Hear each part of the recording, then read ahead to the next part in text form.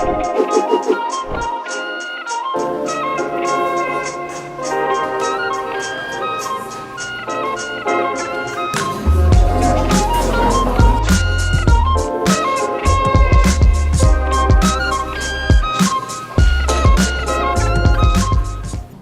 hoje, por ser um tema super fundamental, essencial e de extrema relevância para o associado, porque se trata do Código do Consumidor, resolvemos chamar o especialista no assunto, que é o professor Dr. Marco. Ele é o professor também dos cursos preparatórios, advogado, conselheiro seccional da OAB, presidente da Comissão Defesa do Consumidor da OAB. Ele também é membro da Comissão Nacional de Defesa do Consumidor do Conselho Federal da OAB e também membro do PROCON municipal. Então, a gente está trazendo aqui os especialistas na matéria e hoje ele vai falar sobre esse tema especificamente visando o fornecedor, ou seja, são os direitos e os deveres do fornecedor. Também gostaria de cumprimentar aqui o Dr. Peter Aparecido Souza, que é o nosso assessoria jurídica da APEC, que tem feito excelentíssimos trabalhos aqui durante todo o período que iniciou seus trabalhos. Nosso presidente, Dr. Ademir Antônio de Moraes, que tem feito um trabalho também no circuito das compras, tem trazido muitos associados para a PEC, e juntando essa nossa força, essa nossa sinergia, a gente vai ganhando mais e mais força e juntando aí as pessoas que estão interessadas em uma representatividade dentro desse circuito de compras. Então, aqui a gente está abrangendo, tem um pessoal aqui também, não só da 25, tem da Liberdade, do Brás. Então, todos aqui são muito bem-vindos. O pessoal também da comunidade boliviana, que está aqui presente também. A gente quer que todos participem da APEC. E, sem mais delongas, eu vou passar a palavra, então, para o nosso palestrante, Dr. Marco Antônio Araújo Júnior. Eu propus para vocês falar um pouco sobre o direito do consumidor, sem ficar falando muito juridiquês, né? É falar sobre aquilo que é importante que todos nós saibamos sobre o direito do consumidor. Porque o direito do consumidor é, talvez, nos ramos do direito, aquele que tem maior proximidade com cada um de nós. Se eu perguntasse aqui nessa sala quem é empreendedor, algumas pessoas levantariam a mão. Se eu perguntasse aqui quem é empresário, outras pessoas levantariam a mão. Se eu perguntasse quem é empregado de alguma empresa, outras pessoas levantariam a mão. Se eu perguntar quem é consumidor, todas as pessoas levantariam a mão. Consumimos bateria, consumimos refeição, então, a todo instante o direito do consumidor passa pela nossa vida. Por isso que eu trouxe aqui uma fala voltada para o fornecedor, voltada para quem trabalha com o público, mas lembrando que também afeta, também de alguma forma vai tangenciar a nossa vida como consumidor. Então, muitas das coisas que eu trouxer aqui, provavelmente vai falar, mas eu já usei isso, mas eu já precisei disso como consumidor, e aí a gente vai trabalhar como é que nós vamos atender o nosso consumidor, como é que nós vamos atender o nosso cliente, como é que nós vamos atender a pessoa que vai nos procurar em um dos nossos negócios, em uma das nossas lojas, dos nossos estabelecimentos.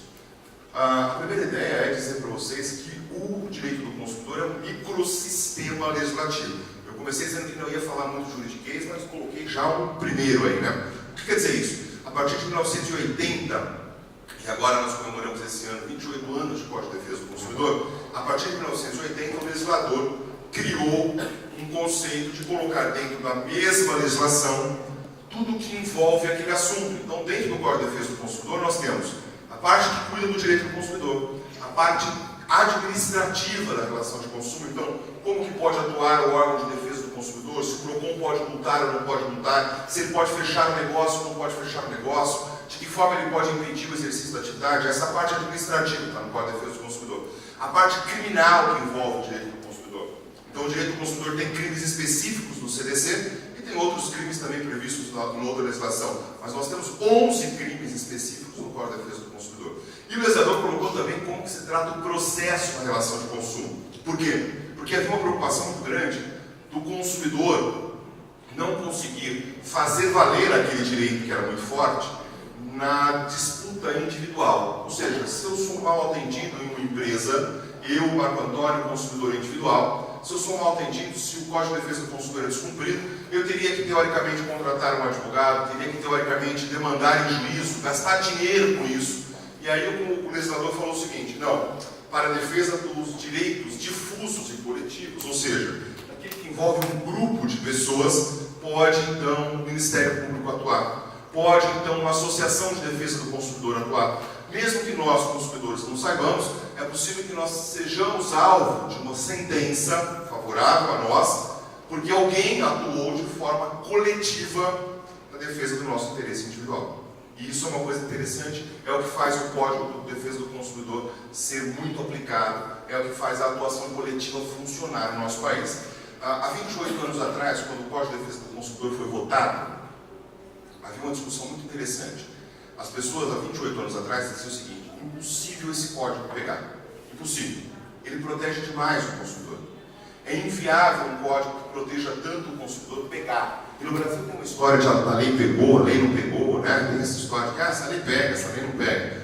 E o Código de Defesa do Consumidor pegou e vem ganhando força. E o consumidor vem cada vez mais conhecendo seus direitos, cada vez mais exercendo seus direitos. E o fornecedor está se adaptando a esses direitos. E o fornecedor, no sentido de cumprir o que diz a legislação, vem adaptando, inclusive, a sua rotina de trabalho para que o código seja efetivamente cumprido, né? Os protagonistas da relação de consumo são basicamente dois. Nós temos, de um lado, o consumidor. Quem pode ser consumidor?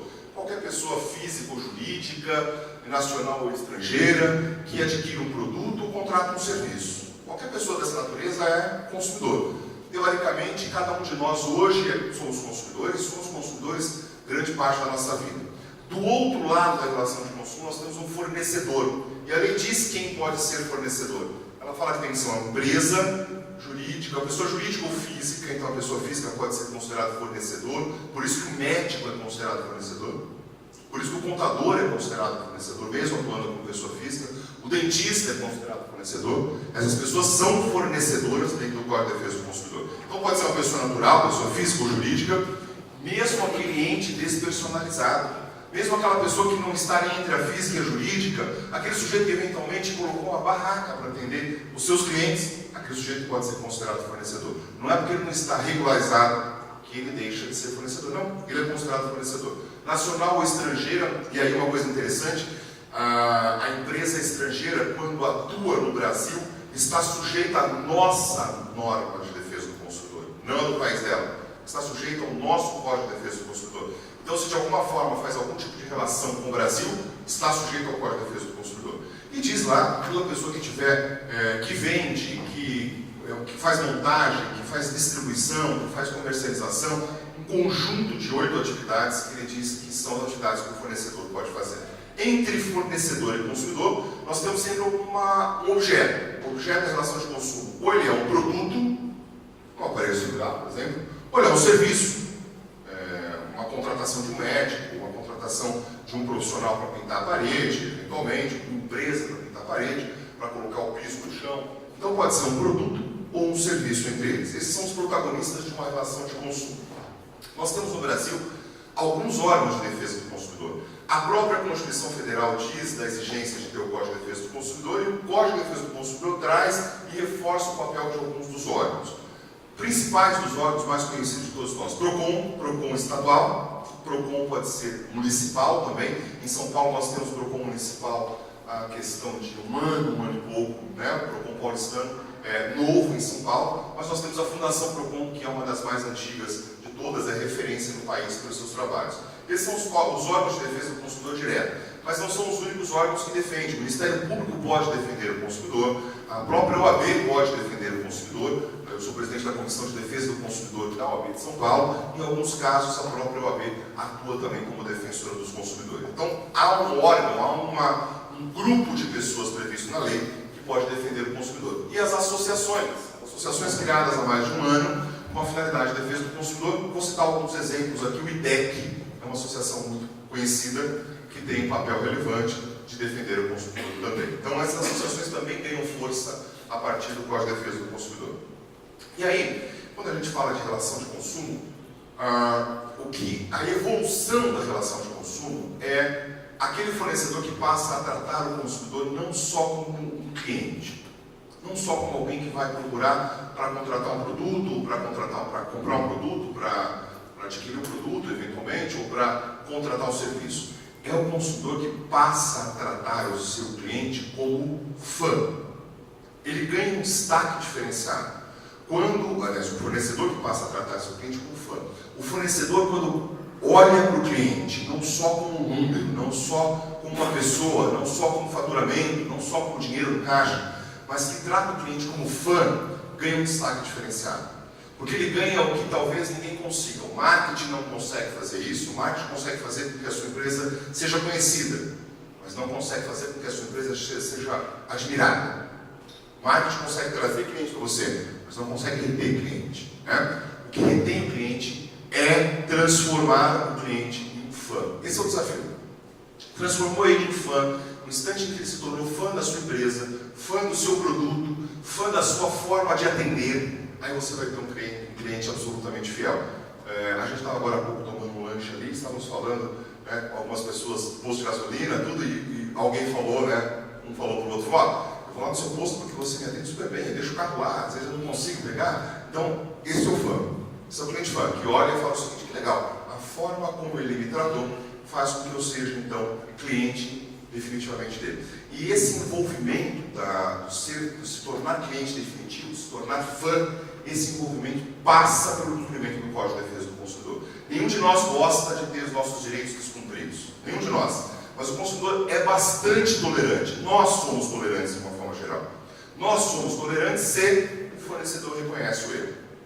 Se o fornecedor, se a empresa reconhece o erro e diz, olha, de fato eu estou passando por uma dificuldade de organizar isso daqui, é uma dificuldade administrativa, mas eu vou te ajudar, eu vou fazer isso, eu vou cumprir esse direito. O consumidor tolera o erro. O que o consumidor não tolera é quando o fornecedor ignora, quando o fornecedor descumpre e quando o fornecedor fica e fala, vai procurar seus direitos em outro lugar. Aí o consumidor não tolera. E não tolerar hoje, o consumidor não tolerar hoje é muito pior do que não tolerar 20 anos atrás, há 28 anos atrás, na época do Código. Porque hoje nós temos uma ferramenta de altíssima relevância, rede social.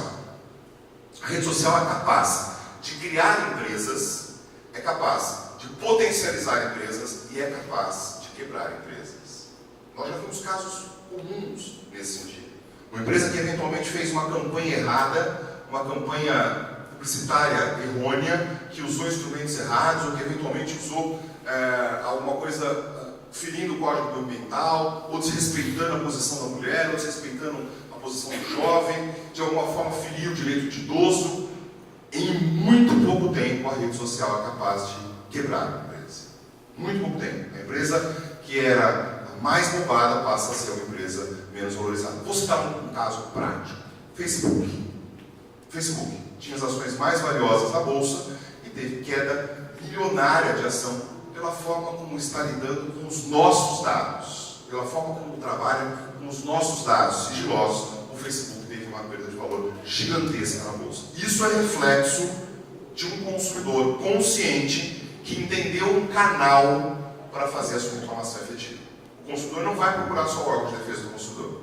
O consumidor hoje procura outros canais, e um deles, talvez o principal, é a rede social. Então, se você tem uma empresa, gerencia uma empresa, é dono de uma empresa, funcionário de uma empresa, cuidado com a rede social. Cuidado. Tem um atendimento especial para a rede social, porque se eventualmente o seu consumidor não foi bem atendido e ele reclamar na rede social, há uma chance muito grande daquela reclamação se tornar potencial propaganda contrária, publicidade contrária à sua empresa, e há uma chance muito grande daquele comentário ganhar a mídia, e é muito difícil recuperar depois que isso acontece. Então, tome muito cuidado, transforme o seu cliente em fã, e fique atento às redes sociais, sobretudo a sites onde ele pode dar a opinião dele em relação à sua prestação de serviço. Às vezes esses sites são regulares, sites do próprio governo, por exemplo, o Senacom, Secretaria Nacional do Consumidor, tem um site vinculado ao Ministério da Justiça, que é o consumidor.org.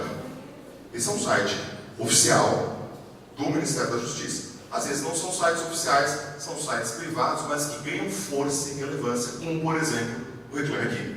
O Reclame Aqui é um canal de reclamação que muitas pessoas que não são bem atendidas, ou que acham que não são bem atendidas, se dirigem até lá. Observe, como a gente está falando de direitos e deveres do consumidor e do fornecedor, porque o consumidor abusou do direito de reclamar. Vou citar exemplos práticos.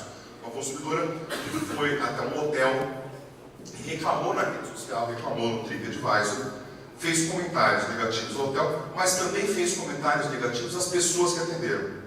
E no comentário ela colocou, aquela funcionária, aquela gorda horrível, cheirava mal, aquela pessoa, então ela não fez só comentários ao atendimento do serviço, ela fez comentários pejorativos às pessoas.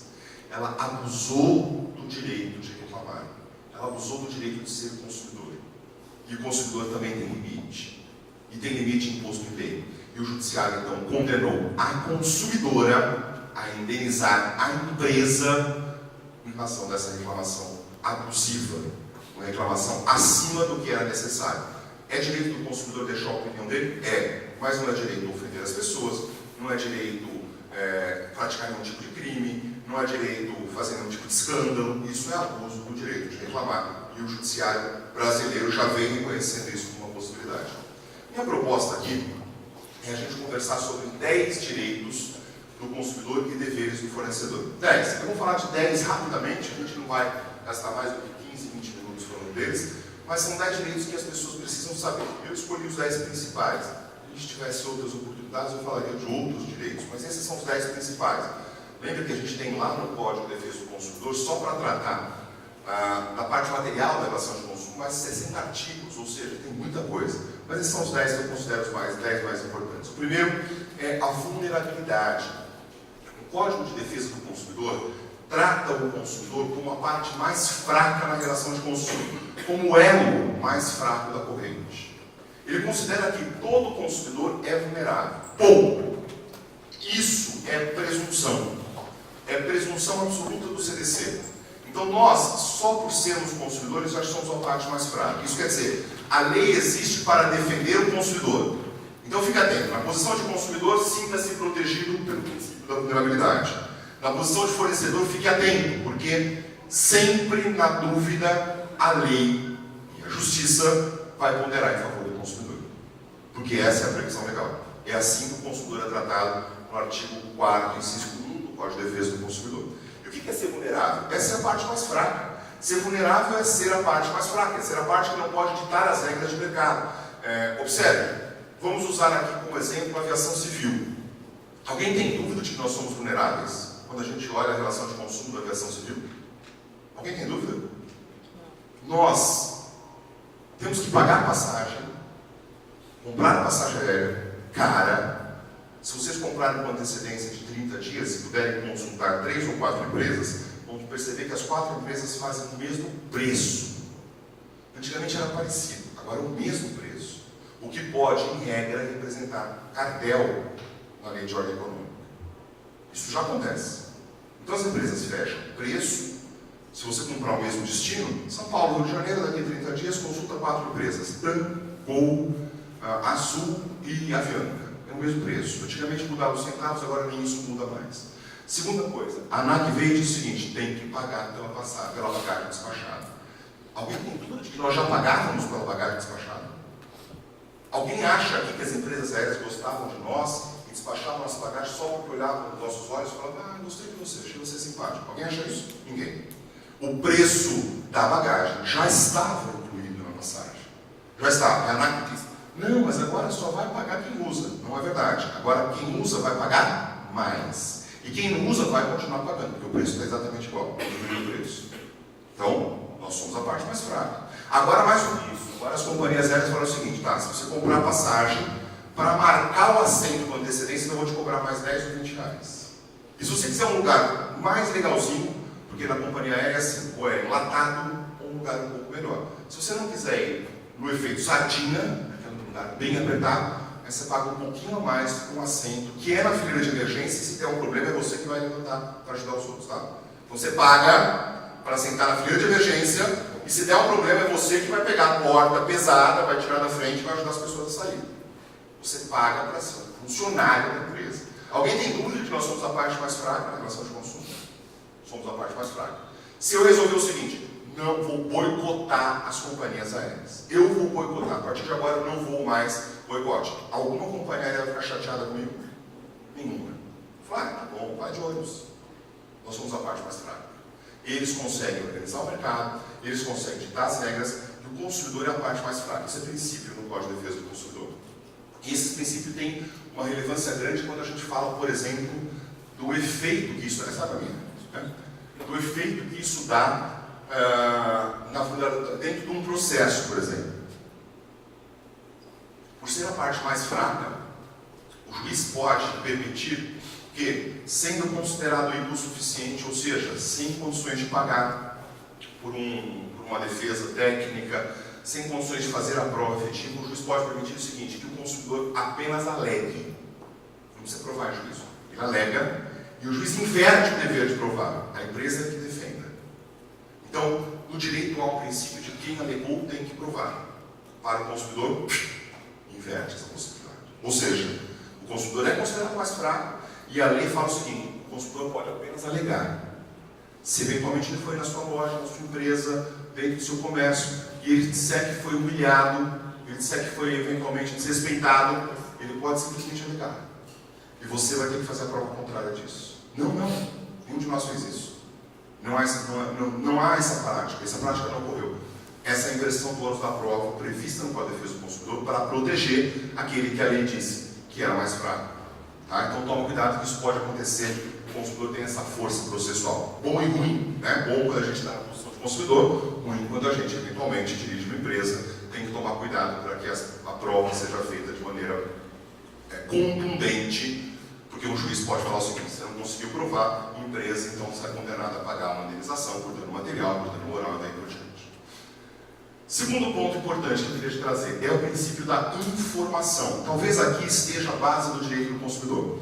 Tudo que você fizer na sua empresa tem que ser informado. E essa informação tem que ser clara e ostensiva. Não tenha medo de informar. Não tenha vergonha de informar. Não tenha receio de informar. Informar quer dizer o seguinte, dizer claramente quais são os direitos e os deveres. Dizer claramente quais são as regras do jogo. Essa informação passa por 3 fases aqui, ó. As 3 fases do contrato. A fase pré-contratual, a fase contratual e a fase pós-contratual. Todo contrato de consumo tem 3 fases. A fase pré-contratual, que é aquela fase de namoro, aquela fase onde eu vou dizer, meu produto é bom, vem comprar. Meu serviço é bom, vem comprar. Olha que legal que eu estou te vendendo, vem comprar. Essa fase pré-contratual. Ainda não fechei um contrato com ele, mas já tenho obrigações. Né? Por exemplo, da oferta. Então, se eu digo para ele o seguinte, olha, vem comprar esse produto que eu vou te vender pelo preço de X reais. Então, se na oferta está escrito lá, vou falar de publicidade de carro aqui, né? Então aparece um carro e aparece aquele carro com preço lá de 80 mil reais. Aí você fala, esse carro custa 100 mil. Quando você chega na loja, você descobre, não, era uma peça única de 80 mil.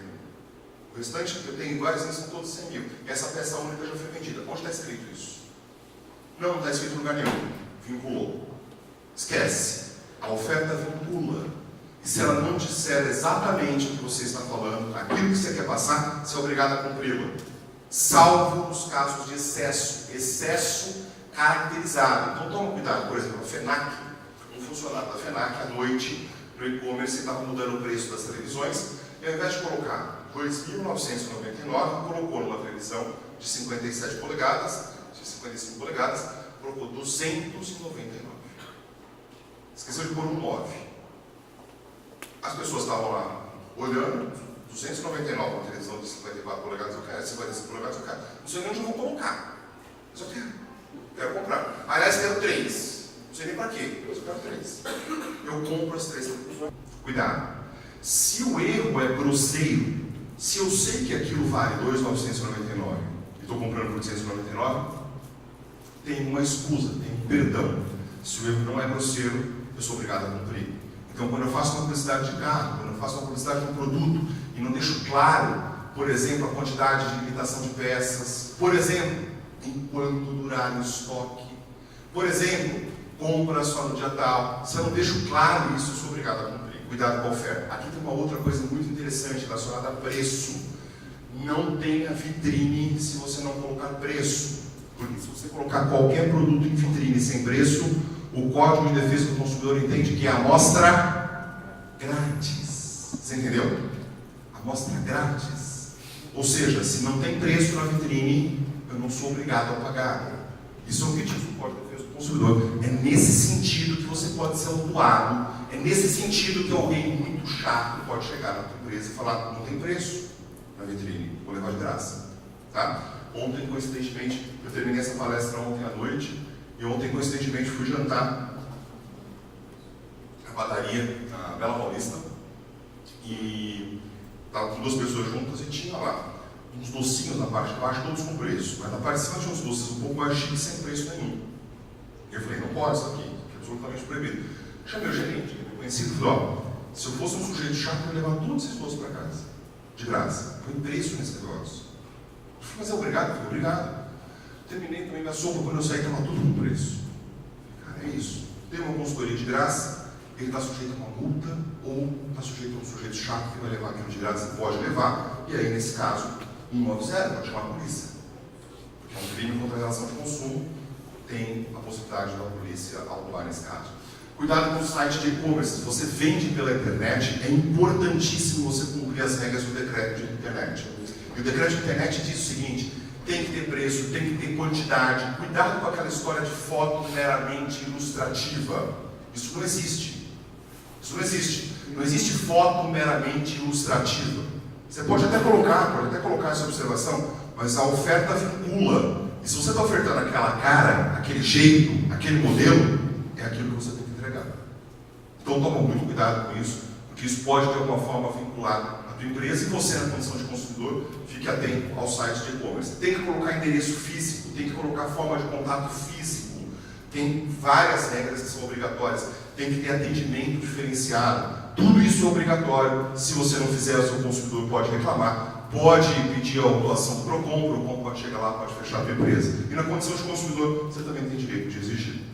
No princípio da informação contratual, a regra tem que ser absolutamente clara. Aliás, o Código de Defesa sugere a fonte e o tamanho da fonte do contrato. Time is wrong, pelo menos 12. Ou seja, não vale aquela letrinha formiguinha. Tem que ser alguma coisa que a pessoa consiga entender. Tem que ser claro. O consumidor tem que entender o que está acontecendo. Se não entender, o que acontece? O juiz decide em favor do consumidor contra o fornecedor. Então, na fase contratual, o contrato tem que ser absolutamente claro. Todos os direitos, todos os deveres, tudo que é liberalidade, a gente vai falar um pouco mais de troca de produto, tudo isso tem que ficar muito claro. Na fase pós-contrato também, vendeu, entrega e dá assistência. Então, aqui tem garantia. A garantia tem que estar clara, qual o período da garantia, como deve ser exercida, onde é a assistência técnica, que período que você vai dar garantia fora do contrato, além do contrato, garantia extra. A garantia legal é obrigatória. Ela é obrigatória.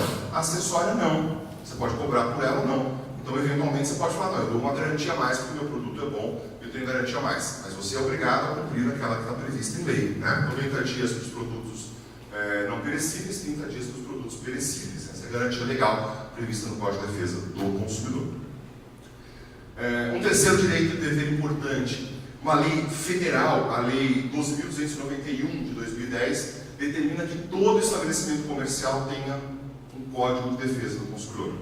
Uma versão física, não pode ser digital. Se você for autuado e falar assim: não, mas está aqui, ó, se alguém pedir, eu permito que ele consulte no meu celular. Não vale, está autuado, foi multado. Tá? Eu dirigi um curso preparatório, uma das minhas atividades como executivo, dirigi um curso preparatório, o curso Damasco, fui diretor do curso Damasco por 7 anos, e por incrível que pareça, a gente tem uma livraria lá dentro, e nós somos autuados, porque eu não tinha o Código de Defesa do Consumidor, embora eu tivesse 300 dentro da livraria, e não tinha um exemplar disponível em cima do balcão de venda. É ali que tem que estar, em cima do balcão de venda, tá? Então, é via física, em local visível, a pessoa tem que enxergar, e com fácil acesso, sob pena de multa de até R$ 1.064. R$ 1.064 é a multa. No caso desse, nós somos multados, a gente tem que pagar essa multa, naturalmente, a empresa teve que pagar a multa. Então, coloque uma versão do Código de Defesa do Consumidor em local físico, para a pessoa consultar. Talvez você me pergunte: mas alguém vai consultar? Eu vou te dizer o seguinte: nunca vi ninguém abriu o Código de Defesa do Consumidor. Nunca vi, mas estava ali, eu cumpri. Não é assim que se ensina direito do consumidor para o consumidor. Mas essa lei foi federal, assinada, enfim, na época do governo Lula, e tem que cumprir, senão está muito sujeito ao mundo. Ok? Aqui está uma questão interessante, direito de troca do produto. É sempre um assunto que merece atenção. Direito de troca do produto. Eu separei 2 quadros. De um lado eu coloquei sem vício do produto, e do outro lado com vício do produto. Deixa eu te explicar o que é vício. É o que a imprensa chama, de forma incorreta, mas chama de defeito. Cuidado, porque defeito não é vício. Defeito é uma outra coisa no Código de Defesa do Consumidor. Defeito é o que causa o acidente de consumo. Eu comprei esse microfone, vamos imaginar que eu tenha comprado esse microfone, aliás, eu não sei nem ter comprado esse microfone. Vamos imaginar que nessa palestra, a associação comprou o microfone, o doutor Ademir comprou o microfone, e eu estou dando a palestra aqui, e eventualmente esse microfone para de funcionar. Teve um problema. Um problema relacionado à qualidade do produto. Isso é vício. Isso é vício. Vamos imaginar que mais do que um problema, que esse microfone explode, entre um curto explode esse microfone, eu acho que o meu rosto, queima o meu rosto. Não é só um problema de vício. Aqui nós temos um acidente de consumo. Isso é defeito. Defeito é sinônimo de acidente de consumo. Defeito é desgraça.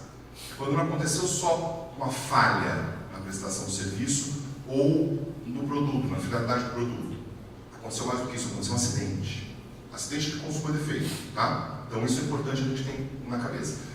Vício é quando aquele produto não funciona para aqueles fins que ele deveria funcionar. Meu celular não atende, não faz chamada, não consigo fazer nada com ele. Meu computador não liga, eu ligo o computador, não funciona. O microfone não está funcionando. Isso é vício do produto. Pode ser um vício de qualidade, não funciona. Pode ser um vício de quantidade. Eu fui no mercado, comprei 1,5 kg de frango congelado. Fiz a compra no mercado inteiro, demorou alguma coisa em torno de 45, 50 minutos, 1 hora. O frango estava congelado. Durante esse tempo que eu andei, então, o frango descongelou, naturalmente. Quando eu fui passar no caixa, 1,5 kg virou 300 gramas, 400 gramas. Por quê? Porque eventualmente o fornecedor colocou água dentro. Na hora de congelar, ele ficou mais pesado, paguei pela água. No produto congelado, a lei diz que pode ter uma variação de até 30%. Mais do que isso, não. Então, se eu paguei 1,5 kg de frango, eu tenho direito a 1,5 kg de frango. Há um vício relacionado à quantidade do produto. Está claro? A troca, ela é obrigatória quando houver vício no produto. Então, quando o produto está ruim. Então, se você vende roupa, é quando tinha lá, a roupa estava rasgada. Se você vende equipamento eletrônico, quando o equipamento eletrônico não funcionou. Se você vende, alimentação, quando o alimento eventualmente estava ruim. Então, isso é vício no produto. Tá? Quando não há vício, a troca não é obrigatória. Embora o consumidor muitas vezes ache que é. Canso de dar entrevista na mídia dizendo sobre isso, falando sobre isso a cada dia dos pais, a cada dia das mães, a cada dia das crianças, a cada Natal, especialmente no dia 26 de dezembro, um dia que todo 26 de dezembro eu dou uma entrevista falando, não, a loja não é obrigada a trocar se não tiver um problema. Se não tiver um problema, a loja não é obrigada a trocar. Então eu coloquei no canto azul aqui, a troca é mera liberalidade se for sem vício do produto. Mera liberalidade é o combinado entre o consumidor e o fornecedor. Não é uma obrigação. Tá? Segundo ponto importante, o consumidor tem a dever de informar. Aliás, o fornecedor tem a dever de informar. Então ele fala o seguinte, o senhor está comprando aqui, se não tiver problema, eu não troco. Diga isso no momento da venda. Esse é o dever de informar. Ou diga o seguinte, o senhor está comprando, ou está limpando atrás da sua nota fiscal, troca em 7 dias. Pronto, autorizou. Roupa, geralmente acontece isso. Roupa, sapato, geralmente acontece isso. Pode trocar em 7 dias. Se não tiver problema, pode trocar em até 7 dias. Ok, o combinado não sai caro. E é um combinado que você e o consumidor vão ter naquele instante, tá? Então pode definir condições e prazos e pode delimitar situações. Por exemplo, promoção, eu não troco. Pode fazer isso? Pode, perfeitamente. Se não tiver problema, aquilo que foi comprado em promoção, eu não troco. É possível? Sim, absolutamente possível. Não tem nenhum problema. Outlet faz isso. Se você já foi em Outlet, diz o seguinte, não tem troca, tá? Comprou aqui no Outlet, não tem troca. É algum abuso? Não. Agora, e se a roupa vier rasgada? Tem que trocar? Tem que trocar. Eu não estou falando sem vício, eu estou falando com vício, do lado de cá, do lado laranja. Com vício tem que trocar. Ou, antes de trocar, efetivamente, o consumidor pode reclamar para o fornecedor tem 30 dias para sanar o vício. O que significa sanar o vício? Se for um vício, por exemplo, de quantidade, teria 30 dias para falar o seguinte: tá bom, você comprou 1,5 kg, te entreguei 600 gramas, eu vou te dar a diferença. Ok, vício sanado. Né? Tenho 30 dias para resolver isso, para sanar o vício. Não sou obrigado na hora a realizar a troca. Se sanar o vício, observe isso, se o fornecedor sanar o vício em 30 dias, resolvido o problema. Não tem que ter troca. A troca só vai ocorrer se o consumidor reclamar e o fornecedor não sanar o vício. Aí sim, aí observe. Consumidor reclamou, fornecedor não resolveu o vício, aí o consumidor pode optar por uma dessas 4 situações. E aí a opção é dele, não é do fornecedor. Então, reclamei do vício, não foi sanado em 30 dias. Primeiro, substituição por outro produto de mesmo modelo e marca. Não pode ser marca melhor, não pode ser por modelo melhor. Mesmo modelo e marca. Se ele optar por isso, tem que dar. Não sanei o vício, tem que dar. Ou abatimento proporcional no preço. Então eu faço um desconto por conta daquele problema que aconteceu. Você comprou o celular, não está funcionando inteiro, eu vou te fazer um desconto. Tá bom, abatimento proporcional, se as partes combinarem aqui. Ou pode sugerir devolução dos valores pagos. Não quero mais, está aqui, toma aqui o carro que estava com vício, fica com o carro que estava com vício, você me vendeu, eu não quero mais, eu quero meu dinheiro pago. Meu dinheiro devolvido. E aí diz o Código de Defesa do Consumidor: devolução dos valores pagos devidamente atualizados. É direito. Se eu dei o carro para a DMI resolver o vício, ele não resolveu o vício lá que tinha no câmbio, é meu direito, então, pedir substituição, pedir abatimento, pedir devolução. Ou, o exemplo que eu dei aqui, comprei 5 kg de arroz, quando eu fui pesar tinha 4,6 kg. Ok, eu posso então pedir a complementação do que falta naquele produto, naquele serviço. Tá? Isso é muito importante, o consumidor não sabe disso. O consumidor acha que sempre é um direito de troca que ele tem, e não é verdade. Só tem direito de troca efetivamente previsto em lei se houver o que a gente chama de vício, portanto. Formas de pagamento, isso é um problema sério na prática. O assunto número 5, formas de pagamento. Obrigatório recebimento em dinheiro. Não pode não receber em dinheiro. Não pode. Algumas empresas fizeram isso recentemente e foram autuadas. Mas tem uma questão de segurança, Marco Antônio. Se eu receber em dinheiro, eu vou atrair bandido. Sabe? Risco do empreendedor. Tem que receber em dinheiro. Não há possibilidade de não receber em espécie. Essa possibilidade não existe. E se você não receber em dinheiro, você pode ser autuado por isso. Toma cuidado. Em espécie é obrigado a receber. Não é obrigatório receber em cheque. Não há nenhuma lei que obrigue a receber em cheque, você pode dizer. E aí, sugestão, avise antes. Diga de forma clara, não recebemos em cheque. Da mesma forma, se você não receber cartão de crédito, diga antes, porque as pessoas estão muito acostumadas com cartão de crédito. Diga quais bandeiras você aceita. Deixa isso claro, em algum lugar que ele possa olhar. Porque se eventualmente ele comprar e falar: mas eu achei que você passava o cartão de crédito, vocês estão diante de um problema. Então diga claramente quais são as formas de pagamento que são adotadas ou não adotadas, e o cheque não é obrigatório que você receba. Pode cobrar valores diferenciados com compra em cartão de crédito em dinheiro. Não podia, agora pode. Tem uma lei que autoriza, então você pode falar assim: se você comprar em dinheiro, vai custar R$100. Se você comprar em cartão de crédito, R$110. Ok. Desde que isso seja anunciado com antecedência, pode. É a Lei 13.455 de 2017, é uma lei recente, que diz que autoriza valores diferentes para essas compras, tá? Desde que isso seja amplamente divulgado. Então você tem que ter isso claro. Compras em dinheiro, desconto, compras no cartão de crédito, preço cheio. Está claro. Deixa isso claro, você pode fazer tranquilamente. Isso foi uma evolução em favor do fornecedor. Dever de informar sob pena de multa. Se você não informar que o cartão de crédito é mais caro, você vai pagar multa. A própria lei prevê essa possibilidade e ela joga essa multa lá para o Código de Defesa do Consumidor. Então é uma multa que pode variar no valor de até R$30 mil, vai depender do PROCON que vai arbitrar essa multa. E não pode exigir valor mínimo para compra em cartão de crédito. Não pode. Você não pode dizer o seguinte: cartão de crédito só acima de R$10. Não. Isso não pode. Se for R$8 o valor da compra, tem que passar em cartão de crédito. Ou não aceitar cartão de crédito. Mas se você aceita, tem que passar. Cuidado! É absolutamente vedado a prática de discriminar o consumidor. Ou seja, dele eu aceito cartão de crédito. Em compensação do Thomas eu não aceito. Não pode. Se você aceita cartão de crédito, tem que aceitar de todos. Porque porque não pode haver discriminação na hora de aceitar as formas de pagamento. Tá? Essa é uma informação importante que você tem que considerar, porque um consumidor chato pode eventualmente aí ligar para o 90, chamar a polícia, chamar a imprensa, e aí o que mais a gente encontra aí são os tais xerifes de consumidor querendo fazer mídia em cima desses assuntos. Então fiquem atentos vocês. Cobrança de dívida. Você pode ter o direito de cobrar dívida do seu consumidor, absolutamente.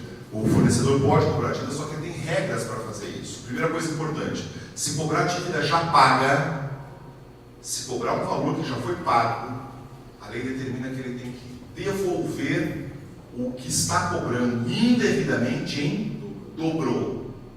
Observe, o cliente, o teu consumidor te devia 600 e pagou 300. Se você cobrar os 600 dele, é o dobro da diferença, portanto o dobro de 300. Se ele te pagou 600, você cobra 600, é o dobro de 600. Isso o consumidor já está descobrindo, o judiciário já está concedendo e o consumidor fica feliz quando o fornecedor cobra errado, quando cobra de forma devida. Tá? Aqui tem que ter uma discussão da dívida cobrada, se a dívida é exigível ou não é exigível, se houve pagamento ou não houve pagamento. Mas cobrou o que já foi pago, tem o dever de devolver em dobro. Cuidado com isso. Quando a gente fala em cobrança, não pode de forma alguma ter cobrança vexatória, cobrança discriminatória. Não pode pegar um cheque do sujeito que devolveu lá, o banco devolveu o cheque, você põe lá do lado do caixa da sua empresa, lá dentro de um quadrinho. Fala, ó, isso aqui é picareta. Não pode. Absolutamente proibido.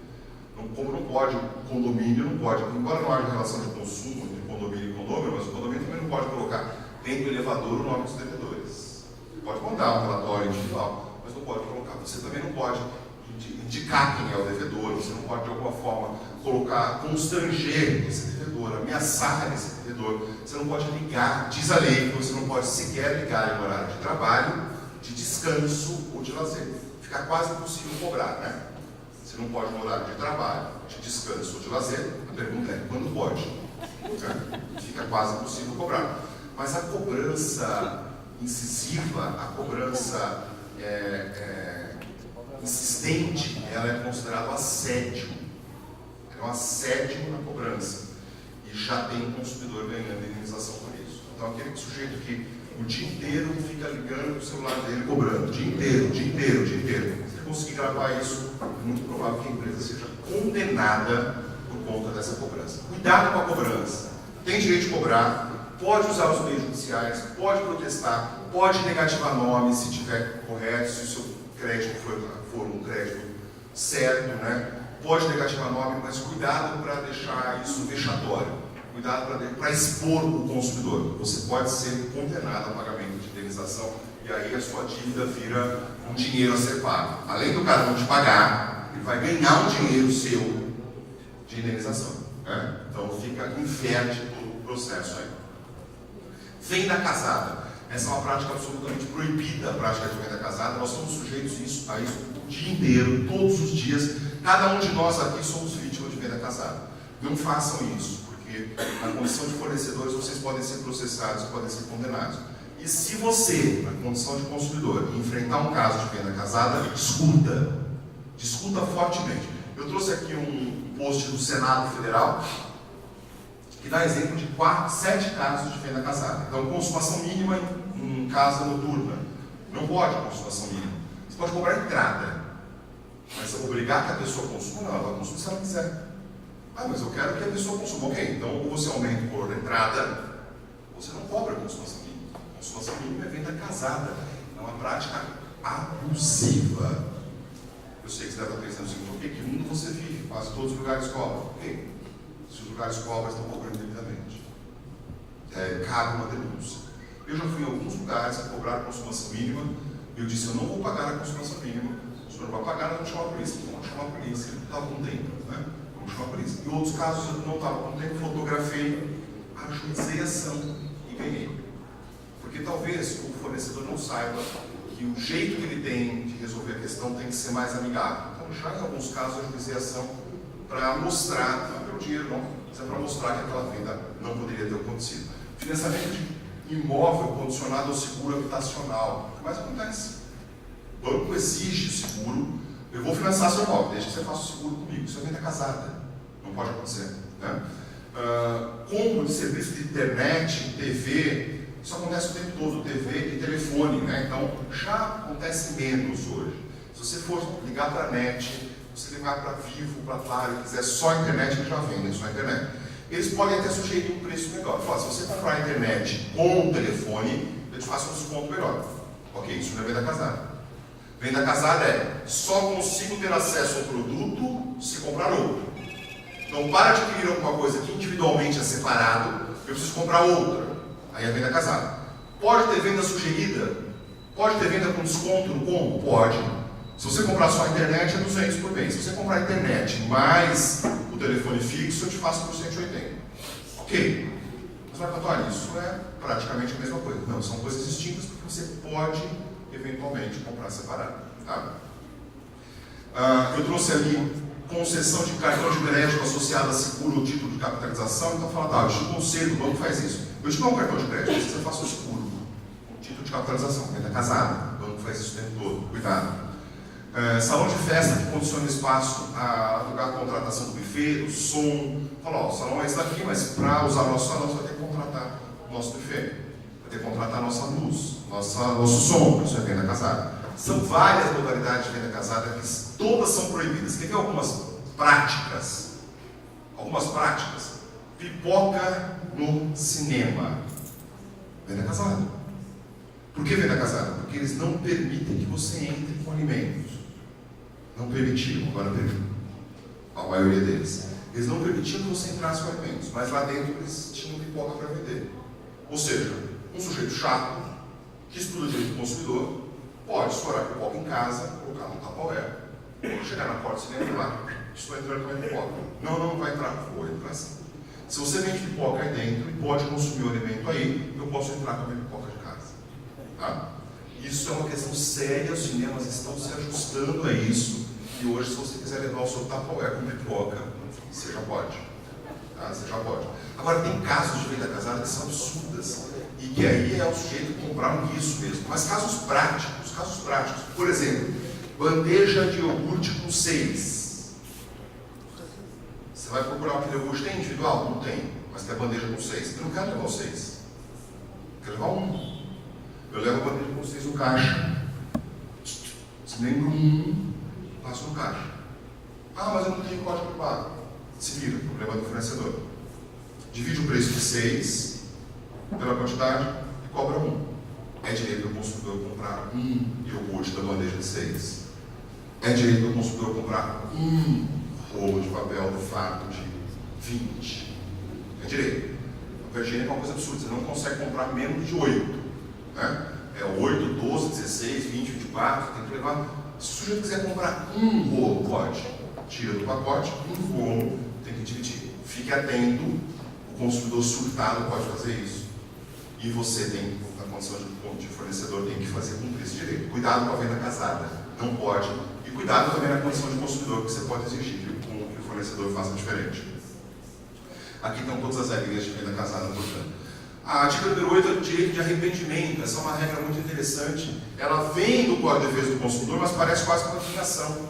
Porque ela já vem de 23 anos atrás, 28 anos atrás, onde a gente sequer tinha internet. O direito de arrependimento se aplica a toda compra realizada fora do estabelecimento comercial. Fora. Quando foi fora da sua loja. Por exemplo, se tinha uma festinha, uma feira, e você montou um stand. Por exemplo, no site de internet. Por exemplo, nas vendas realizadas por telefone. Então, quando a venda ou a contratação ocorre fora do estabelecimento comercial, tem direito de arrependimento. Que arrependimento é esse? Arrependimento da compra. A venda realizada fora do estabelecimento comercial, pensou o legislador, há 28 anos atrás, que o consumidor podia ser induzido a comprar. E aí ele pode se arrepender da compra. Não quero mais a compra. Precisa justificar? Não. Me arrependi. Prazo, 15 dias da data da realização da compra ou do recebimento do produto ou serviço. Então, 15 dias depois que chegou, eu comprei o produto pela internet. 15 dias depois que chegou na minha casa, eu posso me arrepender. Detalhe, o decreto, aquele decreto que eu tratei lá atrás, falando sobre O site, o decreto diz claramente que o site tem que ter o direito de arrependimento na página inicial. E um botão tão grande quanto o botão de comprar. Não pode ter uma coisinha esquisitinha embaixo lá, uma frasezinha, não? Então ele pode se arrepender. Detalhe mais importante ainda: 15 dias o prazo, devolução dos valores. Se o consumidor se arrepender no prazo de 15 dias, o fornecedor é obrigado a devolver todos os valores corrigidos. Como assim todos os valores? Vamos imaginar que eu comprei um livro pela editora, você pode imaginar, a editora Saraiva, e o livro chegou na minha casa e eu me arrependi de ter comprado o livro. Me arrependi. E aí eu faço o quê? Quero devolver. O custo do frete tem que ser devolvido. Decisão jurisprudencial. O custo do frete tem que ser devolvido. Eu não concordo. O frete é um serviço à parte, foi prestado, mas o judiciário está entendendo que o custo do frete tem que ser devolvido. Está claro isso? Então a gente pode exercer esse direito nas compras realizadas fora do estabelecimento comercial. Qualquer um de nós que comprou pela internet ou fora do estabelecimento pode exercer isso. Se você vende algum produto pela internet, fique atento ao direito de arrependimento. Se o produto foi consumido, não dá para exercer o direito de arrependimento. Então, por exemplo, um CD, se foi aberto, a jurisprudência entende que não cabe direito de arrependimento. Faz sentido, né? Senão não precisava mais comprar. Compra um, arrepende, lê, arrepende. Compra outro, lê, arrepende. Compra outro, lê, arrepende. E não é essa a finalidade. Falta um dos princípios do Código de Defesa do Consumidor, que é a boa-fé, a ética na hora de negociar. Tá? Mas isso tudo é jurisprudência. Tá? A dica de número 9, cuidado com aumentos abusivos. Cuidado com aumentos abusivos. Geralmente eles acontecem em razão de uma circunstância externa. Por exemplo, calamidade total na cidade. Não chega água. Não dá para chegar nada. Não chega alimento, não chega água, não chega nada. E o dono do supermercado resolveu fazer o quê? Jogou todo o preço lá para cima. Cuidado. Aumento abusivo pode representar, além de infração, crime. Cuidado com isso. Então, se não tem motivo para aquele aumento acontecer, e não pode ser um motivo externo, por exemplo, está um caos, ninguém consegue chegar na cidade, então só eu tenho alimento, eu vou vender mais caro, para poder ganhar dinheiro, chegou minha hora de ganhar dinheiro. Cuidado, não é essa a cultura do Código de Defesa do Consumidor. Tá? Isso aconteceu na prática na greve dos caminhoneiros. Na greve dos caminhoneiros isso aconteceu muito, com produtos de várias naturezas, inclusive produtos envolvendo muitas vezes combustível. Quem tinha combustível naquela situação levantou o preço e foi autuado pelo Ministério Público, foi autuado pelo PROCON, porque não podia. Então, elevar os preços sem justa causa é causa prática aí de infração ao Código de Defesa do Consumidor e pode representar crime contra a ordem econômica. Teve casos de prisão, a gente viu gerente de supermercados sendo preso, a gente viu gerente de posto de gasolina sendo preso. A 10ª e última é a famosa publicidade enganosa, publicidade abusiva. Quem de nós já não olhou com muita vontade para o lanche do lado direito e recebeu no balcão o lanche do lado esquerdo, ou depende do seu lado contrário, né? Então a gente vai olhar e olha para o lanche, que era aquele lanche lá. Ele recebeu meio torto, o hambúrguer não é exatamente tão bonito quanto, né? Essa é a típica publicidade enganosa, aquela que eu prometo a entrega de uma coisa e entrego outra. Cuidado, se constar a figurinha do figura meramente ilustrativa, isso não se aplica. Tá? Eu sei que eu estou estimulando aqui, Dr. Peter, todos os nossos colegas saírem daqui processarem McDonald's, Burger King, Habib's, né? Porque os lanches são prometidos assim e em regra chegam assim. Quando chegam, às vezes chegam tortos, absolutamente. Mas essa é a prática, né? E a gente tem decisão nesse sentido. Deixa eu começar falando a diferença de publicidade e propaganda, é um erro comum. A própria mídia é. Publicidade tem finalidade comercial. Publicidade é marketing. Propaganda não. Propaganda tem finalidade eleitoral. Essa é uma excelente época, porque agora estou acompanhando propaganda eleitoral. Propaganda tem finalidade institucional. Publicidade é ganhar dinheiro, vender um produto. Tá? A publicidade será enganosa quando ela se dispõe a fazer alguma coisa e não faz. Ela pode ser enganosa por ação, quando ela diz o seguinte: este é o único carro que não precisa de combustível natural. Pode ser elétrico, não é o único. Precisava colocar combustível. Ela é enganosa por ação. Ou por omissão, quando ela deixa de contar alguma coisa que seria relevante. Ela pode ser enganosa total ou parcialmente. A publicidade enganosa é absolutamente proibida. E o o consumidor pode ter o seu dinheiro de volta e o fornecedor pode ser processado, inclusive por danos morais, a depender da situação. Tá?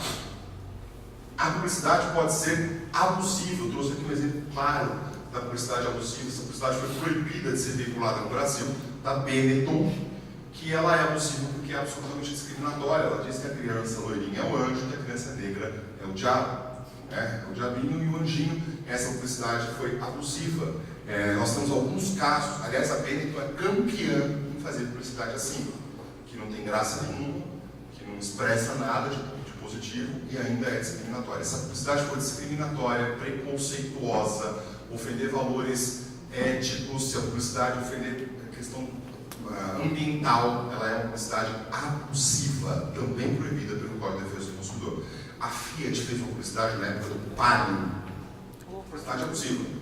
A criança, a tomada era mãe dirigindo, marido do lado, criança atrás. Aí, Edilson, a mulher dirigindo, descendo a serra, e aí a tomada do Palio descendo a serra, aí a mãe termina, chega perto da praia, para o carro, faz uma baliza no carro, e aí a tomada vai direto no meio do banco, assim, onde estava a criança. E a criança falava: nossa, papai, esse carro é tão bom que até a mamãe consegue dirigir. O carro discute a mulher que não sabe dirigir bem. Eu não vou entrar nesse mérito. Esse mérito poderia levar horas de palestra. Se o homem dirige melhor, se a mulher dirige melhor, quem dirige melhor, não sei. Mas ela é de alguma forma preconceituosa. Ela tem um preconceito contra a mulher. A Bombril foi obrigada a ajustar a publicidade. Não sei se vocês vão se lembrar. Recente publicidade, onde a Ivete Sangalo entrava falando que homem não serve nem para lavar louça. Homem não serve. A Ivete Sangalo falava sobre isso. E essa publicidade foi parada no Bolsonaro, porque havia um tom de um preconceito contrário ao homem. Então ela não pode ser preconceituosa a favor do homem, nem contrário ao homem.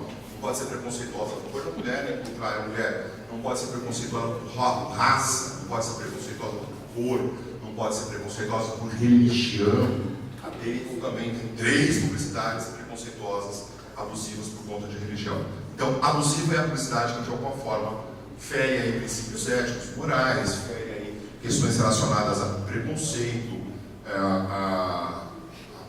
preconceito de abuso de alguma forma dessa maneira. Bom, a ideia era trazer para vocês 10 pontos importantes, 10 pontos relevantes sobre o Código de Defesa do Consumidor que permeia as nossas vidas, e acho que, se pelo menos não me fiz claro em todos os 10 pontos, talvez eu tenha deixado vocês curiosos aí com alguns pontos que a nossa legislação trata do CDC. Quer na condição de fornecedores, que são aqueles que vendem, que prestam serviços, e nós como representantes, ou como empresários, ou como comerciantes, ou como empreendedores, ou como funcionários, porque muitas vezes quem pratica a infração na loja pode ser um funcionário, e aí chega um policial, chega alguém do PROCON, acompanhado da polícia militar, pode dar voz de prisão para um funcionário que está ali. A gente já viu isso na prática acontecer.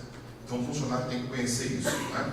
Ou como consumidores, que todos nós somos, e gostaríamos muito que os fornecedores que nos atendem cumprissem rigorosamente esses direitos. Muito obrigado pela atenção de todos vocês.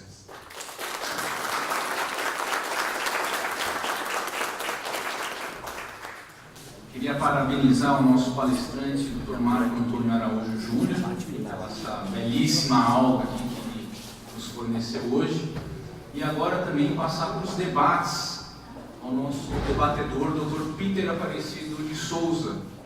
Parabéns, Dr. Marco Antônio, pela excelente palestra, esclarecedora palestra, que, conforme a gente tem observado estatística do CNJ, as demandas no Poder Judiciário, doutor me corrija se estiver errado, as demandas com relação ao consumo ocupam o 4º lugar no total das demandas, ou seja, tem cerca de 1.700.000 demandas no Poder Judiciário. Daí a importância dessa palestra esclarecedora e imperdível. Eu fui anotando algumas coisas aqui no meu guardanapo e eu gostaria, a primeira é a seguinte, doutor: considerando o princípio da vulnerabilidade esculpido no artigo, que está no artigo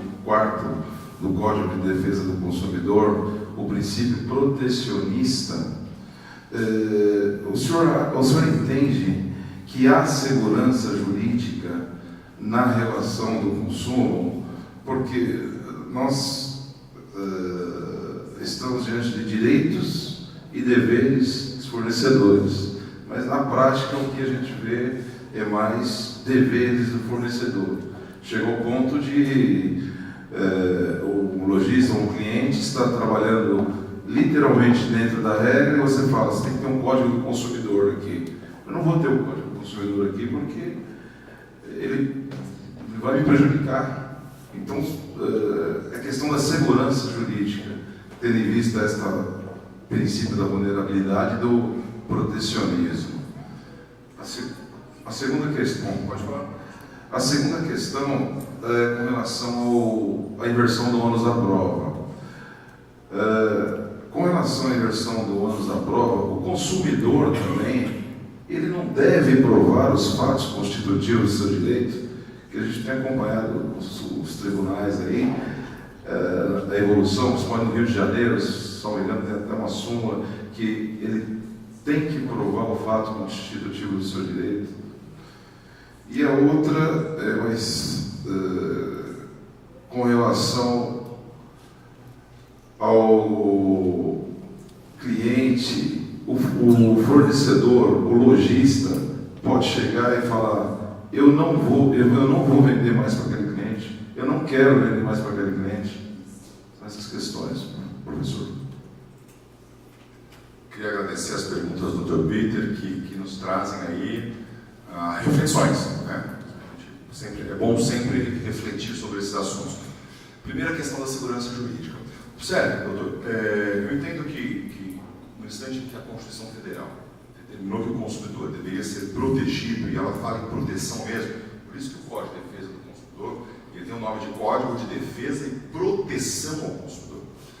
E o Código reconhece como princípio absoluto a vulnerabilidade, eu acho que a finalidade é de proteção mesmo. Acho que a finalidade é de proteger, mesmo que muitas vezes, quando o Estado resolve intervir na relação, protegendo assim, ele pode não ser justo. Né? E aí a gente tem um desencontro do direito com a justiça. O direito prevê efetivamente essa proteção, muitas vezes não é justo num caso concreto, mas prevê.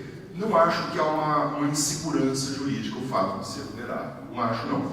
Eu acho que hoje ainda há o consumidor conseguiu, nos últimos 28 anos, uma evolução, um avanço no que tange a consciência dos seus direitos. O consumidor conseguiu isso. E também, depois de 28 anos, se não conseguisse, para que serve uma lei, né? O nosso Código de Defesa do Consumidor foi copiado por vários países, vários.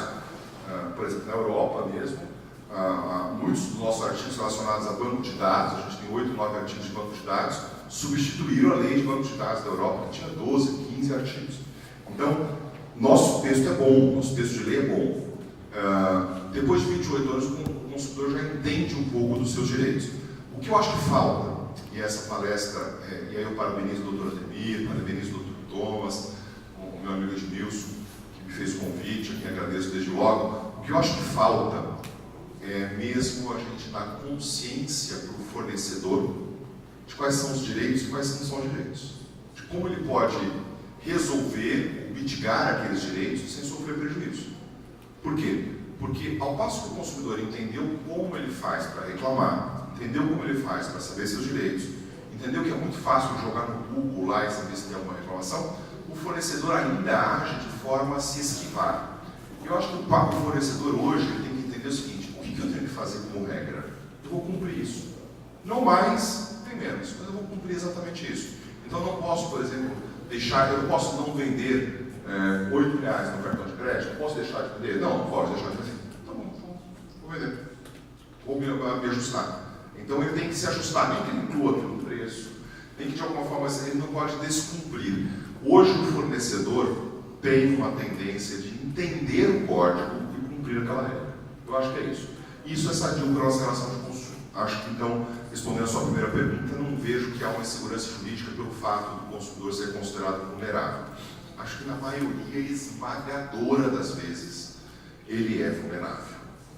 sendo rico ou pobre, ele é vulnerável. A maioria esmagadora das vezes. Tem pouquíssimas relações de consumo que eu acho que eu olho e falo, esse cara não é vulnerável. Pouquíssimas, né? E além dos vulneráveis, a doutrina defende hoje a hipótese dos hipervulneráveis, que são os mais vulneráveis do que os vulneráveis. Por exemplo, criança. Quando a gente fala de publicidade envolvendo a criança, publicidade que estimula a criança a comer tal produto, ou que estimula a criança a comprar, ou que diz a criança que tem um brinquedo, que tem um celular, mas vale mais do que a criança que não tem um celular. Essas publicidades não podem acontecer. A criança é hipervulnerável. Outro exemplo, idoso é hipervulnerável. O que acontece com o idoso hoje no mercado de consumo é um absurdo. É um desrespeito. Sobretudo se a gente falar de crédito consignado. Hoje, antes dos principais jornais em São Paulo, depois das principais novelas, tem publicidade de banco oferecendo crédito. E para idoso, um crédito muito melhor. Por quê? Porque o crédito do idoso tem garantia de recebimento, é consignado. E o idoso, muitas vezes, não tem nem condições de pegar aquele crédito. Porque às vezes não foi nem ele que pegou, ele está pegando com alguém da família. E os idosos estão super endividados. E tem gente se matando porque está super endividada. E o banco continua ganhando dinheiro. E o consumidor que tem consciência, que tem aí vergonha, se mata a família e se mata, porque tem dívida e não consegue pagar. Então acho que o consumidor é vulnerável, né? Idoso é hipervulnerável. Deficiente, a relação de consumo com a deficiente é um desrespeito hoje. O deficiente não consegue andar nas ruas, o deficiente não consegue pegar um táxi, não consegue pegar um Uber. O deficiente tem uma dificuldade muito grande de consumir, muito maior do que a dificuldade de quem não tem deficiência, são hipervulneráveis, né? A segunda questão é a inversão do ônus da prova. E a sua pergunta é interessante. Você fala o seguinte, mas então o consumidor não precisa provar os fatos constitutivos? Sim, a regra é essa, né? A regra é que o autor tem que provar, então, os fatos constitutivos do seu direito. Essa é a regra. E o ônus é invertido exatamente para afastar a regra. Portanto, o ônus vai ser usado como exceção. E o ônus não é aplicado em todas as hipóteses. A inversão do ônus da prova é aplicada casuisticamente, um caso concreto. Quando o juiz, ao julgar aquele caso, percebe o seguinte, Thomas, nesse caso concreto, na relação que teve com o banco, sei lá, Itaú, Thomas é hipossuficiente. Sempre será vulnerável, mas é hipossuficiente. Por quê? Porque Thomas tem dificuldade. Exemplo prático disso, exemplo prático. Vamos imaginar que você use cheque como forma de pagamento. E vamos imaginar que o seu talão de cheque tenha sido furtado. Aliás, não foi nem um talão. Uma das folhas do seu talão de cheque foi furtada. Então você não deu conta de que o talão inteiro foi furtado. Você olha a tua carteira, viu o talão ali, para você está tudo normal. Uma das folhas do seu cartão, do seu talão de cheque foi furtada. Essa pessoa que pegou essa folha de talão de cheque, passou isso para comprar, sei lá, equipamento, para comprar um telefone celular, por exemplo. Né? Então ela foi numa loja da Fest, quanto que é o telefone celular? Era o X, mais caro de todos, R$8.000, passou lá, R$8.000. Na sua assinatura, ao invés de fazer essa assinatura, passou um rabisco qualquer. O banco, eu dei o exemplo do Banco Itaú paga esse cheque. Na compensação, o Itaú não tem o cuidado de verificar se a assinatura era dele ou não. E o Itaú paga esse cheque. E o cheque é debitado na conta do Thomas. Vamos imaginar um exagero aqui. É debitado, o cheque pode eventualmente voltar e o Thomas tem um dano, porque não contava que fosse cair R$8.000, não tinha essa previsão de cair um cheque de R$8.000. Tem um dano. Tem um dano por quê? Um nome do Thomas foi manchado por uma situação que não foi nem ele que fez. Ele ajuiza uma ação contra o banco. Então, ele fala o seguinte, o Itaú pagou um cheque com uma assinatura que não é a minha. Pergunto, como que o Thomas, que é advogado, que conhece das leis, que é vulnerável, que é uma relação de consumo com o banco, como que o Thomas consegue provar a assinatura que ele pôs no cartão de assinatura que só o banco tem? Só o banco tem o cartão. Se o gerente do banco pegar aquele cartão de assinatura e rasgar, nunca mais vai conseguir provar. Numa situação como essa, observe, Thomas é hipossuficiente do ponto de vista técnico, ele não consegue fazer uma prova técnica com relação àquilo. Então o que o juiz faz? Thomas, não precisa provar. Não precisa provar você que o banco tinha assinatura X e que devolveu. Não. Alegue e o juiz inverte o ônus, o banco vai lá e prova. O banco que tem que provar. Que desconstitui o seu direito, que exclui o seu direito, cabe ao banco fazer essa prova. E se o banco não conseguir provar, provavelmente se o banco pagou indevidamente o cheque, o banco não vai juntar o cartão de assinatura. Provavelmente o juiz vai condenar o banco. Agora, se o banco provar o seguinte, desculpa, Tom, a assinatura era sua, aqui ó, junto nos autos, a assinatura era sua. Aí o banco prova que não ocorreu aquele dano, aí o juiz vai condenar o Thomas às custas do processo. Então, a inversão do ônus da prova é para favorecer o consumidor que naquele caso concreto não consegue fazer a prova. Por motivos financeiros, por motivos técnicos, por motivos jurídicos, porque assinou um contrato de cheque especial e sequer teve uma cópia do seu contrato, porque o banco não deu e não vai dar mesmo, e está pagando um valor absurdo de cheque especial. Então, por motivos jurídicos, a inversão é para proteger o consumidor no processo, não só no direito material, mas também no processo. E aí vem a terceira questão, que eu acho que de todas é a que mais me instiga a pensar. Quer dizer, eu posso resolver não vender mais para uma pessoa? Né? Posso resolver negar a venda? Eu vou vender para o senhor, eu vou vender. Por quê? Porque eu não quero. Eu não quero que o senhor compre aqui na minha loja. Teoricamente, eu não posso fazer isso. Do ponto de vista teórico, não. Porque tem o princípio do atendimento comum de um problema, eu tenho experiências anteriores negativas, não vou vender para ele por essas experiências. Eu tenho que ficar preparado, porque se ele for para o judiciário, eu tenho que explicar quais são essas experiências. Né? Eventualmente veio aqui, assediou um funcionário, desrespeitou uma pessoa, ou eventualmente fez aqui um ato desnecessário, desrespeitoso, ou, por exemplo, se era um curso, isso já aconteceu na prática. Na condição de diretor de curso, eu já deixei de renovar o contrato com o aluno, porque o aluno descumpriu as regras de convivência. Desrespeitou a pessoa, humilhou outro aluno, xingou, mas tudo isso tem que estar muito documentado. Deixar de vender por deixar de vender pode dar um dano moral ao fornecedor. Agora, quando ele tem um argumento para realizar aquilo, isso pode ser para negativação do nome? Pode. Pode ser para negativação do nome. Olha, tem um nome negativado, não vou te vender a crédito. Não quero te vender a crédito, nome negativado. Agora, obviamente, se for em espécie, só por esse motivo teria que vender. Não é simples essa resposta, ela demanda uma análise mais detalhada, e o meu entendimento é que precisa ter um cuidado especial para a negativa da venda. E se houver fatos anteriores que autorizam, eu entendo que pode. Inclusive, essa última pergunta foi baseada numa consulta de um lojista da PEC, onde o consumidor foi lá e humilhou o funcionário do fornecedor. E fico feliz de saber que a resposta que eu dei vai ao encontro da resposta do professor. Nesse sentido, sim. E aí faz sentido, todo sentido fazer toda a prova possível. Né? Se for um constrangimento, esse constrangimento pode ser de toda sorte. Pode ser um assédio moral, um assédio sexual, de toda sorte o constrangimento. Se for um constrangimento, às vezes até a gente orienta que faça uma ocorrência policial.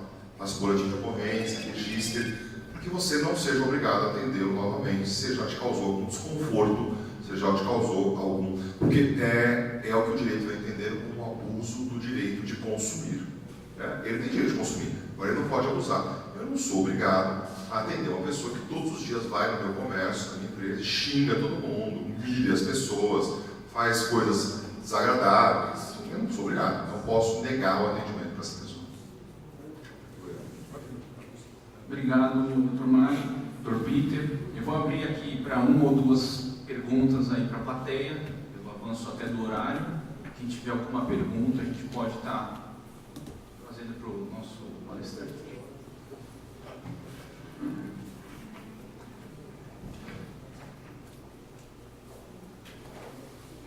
Boa noite a todos. Parabéns, doutor Marco Antônio, pelas excelentes explanações sobre o tema. A pergunta vem no sentido do consumidor. Ele comprou aquele produto, levou para casa e chegou lá, depois de um tempo, descobriu que tinha um vício oculto. E nesse caso, vai ter que devolver, vai trocar. E outra pergunta bem rápida é a relação de consumo. O fornecedor ele pode responder pelo estelionato ou aplica o princípio da especialidade? Duas perguntas legais, técnicas e boas. Vou começar pela última.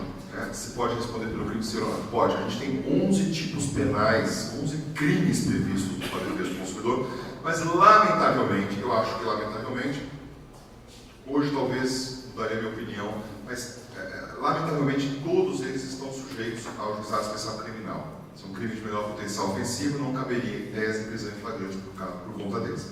Mas os 11 tipos não são únicos. Eles são 11 tipos específicos, o princípio da especificidade, mas não são únicos. Então, outros textos penais abrangem também a relação de consumo. É possível estelionato, é possível enfim, qualquer outro crime, injúria, calúnia, difamação, que o fornecedor possa responder. É possível, absolutamente foi possível. Foi possível, por exemplo, lei, crime contra a ordem econômica, tributária, absolutamente possível. Então, aplica-se também no Código Penal. Tá? A Previdência perguntou do vício oculto, o vício redivitório, né, que a gente chama no direito. Observe, se você comprou um equipamento, vamos dar um exemplo de um equipamento. O equipamento funcionou durante algum tempo. Carro é bom para isso, né? E tinha um vício oculto. É um vício que só depois de algum tempo de uso que você ia descobrir. O que diz o Código de Defesa do Consumidor? Quando o vício é aparente, o prazo de garantia é de 90 dias para produto não perecível e 30 dias para produto perecível. 90 e 30 para vício aparente. Quando o vício oculto, é o mesmo prazo, mas a partir do instante em que o vício se tornou aparente. Tá? Então, o vício se tornou aparente, 90 dias para não perecível, 30 dias para perecível. Tá? É o prazo da garantia. Obrigado. Nada, Rogério? Bom, queria agradecer então ao nosso palestrante de hoje, Dr. Marco Antônio Araújo, que foi uma belíssima aula para todos nós, trazendo aí a parte teórica do CDC, do Código do Consumidor, para a parte prática do dia a dia de vocês. Então é com muita satisfação, eu vejo que os trabalhos correram muito bem hoje, fruto de um trabalho seríssimo da PEC, do nosso amigo Edmilson, que fez esse convite para o Dr. Marco, também do Dr. Ademir Antônio de Moraes, que fez esse, está sempre conosco, né, presidente? E então eu queria agradecer a todos, e eu sei pelo avanço do horário, fazer o convite para todos que lá atrás temos também o coquetel, o sanduíche, para irmos todos juntos lá. Muito obrigado.